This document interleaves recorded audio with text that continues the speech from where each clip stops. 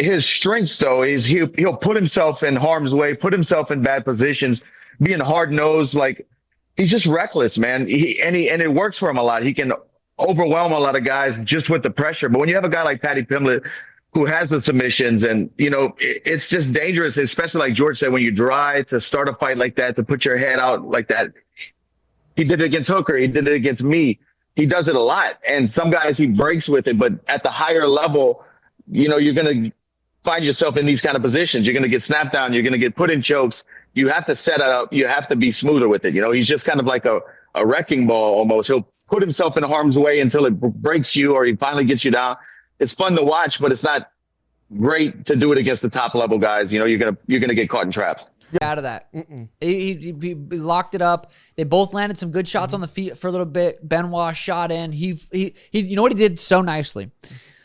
His back was up against the fence. He had a guillotine, a tight guillotine. He circled. He didn't flop for the guillotine on his back. He sprawled, circled, went for the guillotine. Benoît did the right technique to roll out of that.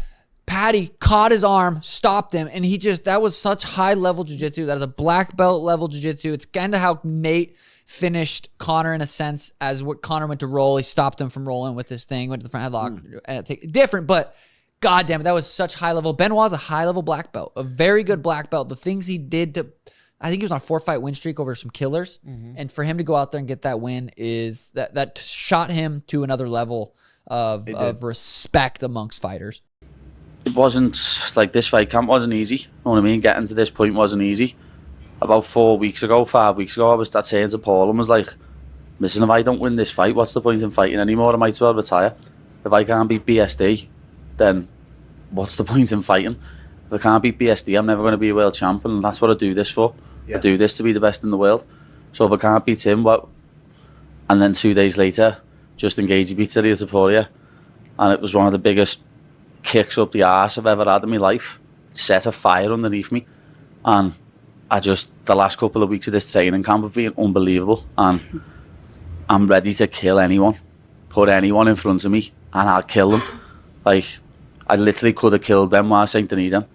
I had to say to Mark, lad, he's out. He's unconscious. You said that in the post-fight interview. Yeah. I'm like, let's watch. I go, watch. And we could see you say, he's out. Yeah. He's out. I felt he was flat. He wasn't responsive. He wasn't trying to. I think as soon as he rolled and tried to fight it, that took his last gasps out of him, and that was it. That's just how tight my squeeze is. Bitches go sleep. Paddy, wow, my hat's off to you, brother. That was impressive. I didn't think you were gonna do that, man. That was impressive.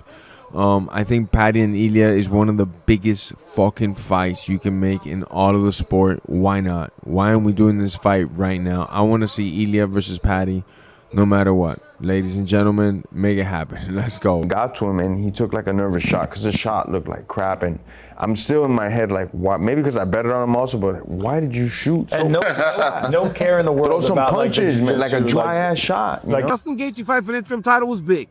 This was bigger. He put Benoît Saint Denis to sleep.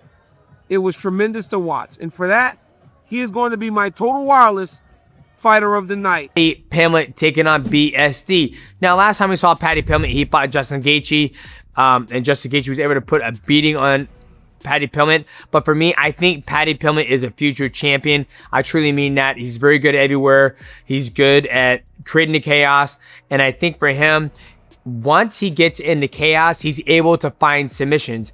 And each submission that he really, gets is very, very good basics, good fundamentals. Well, now we know the man's for real. Because look at what he just did to Benoît Saint Denis. A man that is also for real. And he made it look easy. And he does it with charisma. He does it with style. He does it with personality, humor, flair. Put it all together. There's nothing not to like about this guy. And he's one of the most authentic people in all of the sport. Like, against Benoît Saint Denis, he didn't have a problem and he wasn't talking shit because he didn't have any beef with him. But if Benoît Saint Denis said something to him that he perceived to be talking shit, he would have called him out on it and he would have went at him because that's how we are as fighters. But he didn't feel like that.